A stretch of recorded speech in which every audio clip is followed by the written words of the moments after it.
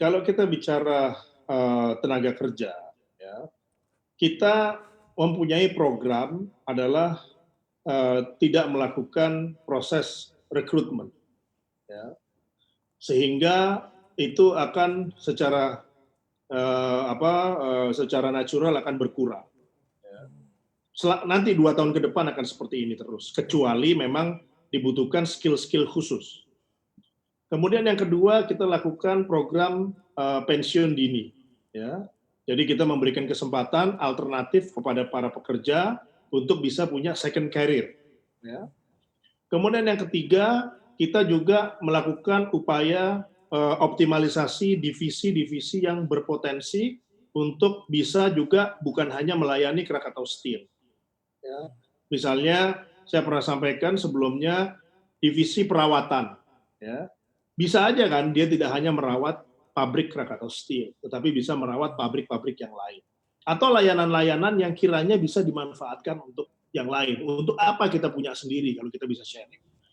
Nah, ini adalah program dalam proses optimalisasi tenaga kerja. Dan ini cukup efektif.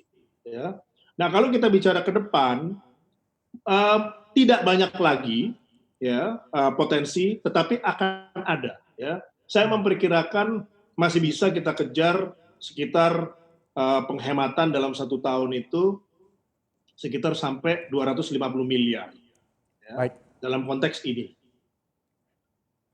Tidak ada lagi open recruitment. Sebagai gambaran bagi kami secara figur Pak Silmi, ini berapa persen Pak dalam setahun terakhir kalau kita berbicara mengenai efisiensi tenaga kerja, para karyawan yang sudah dalam tanda kutip di-cut, dan berapa persen rotasi atau pemindahan karyawan ke anak-anak usaha dari Krakatau Steel? Dari struktur organisasi yang ada, kita menurunkan kurang lebih sudah di sekitar 55% dari struktur organisasi, dari kotak-kotak yang ada. Terus kemudian dari sisi personilnya itu kurang lebih kita sudah lakukan total ya mungkin sekitar 40%-an yang kita sudah optimalisasikan. Sehingga hal ini menolong sustainability Krakatau Steel ke depan.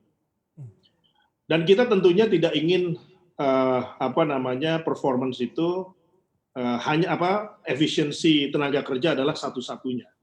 Karena kita juga sedang mengupayakan satu upaya yang kita lakukan untuk membendung impor daripada produk baja.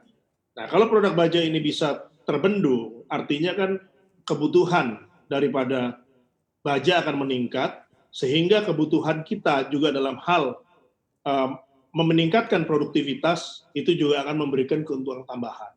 Nah, kita baru dapat kabar bahwa misalnya Kementerian Keuangan sudah menerapkan border inspection atas produk baja. Terus kemudian Kementerian Perindustrian juga sudah menandatangani peraturan Menteri Perindustrian mengenai standar nasional Indonesia untuk produk-produk hilir. Ini penting untuk melindungi industri dalam negeri.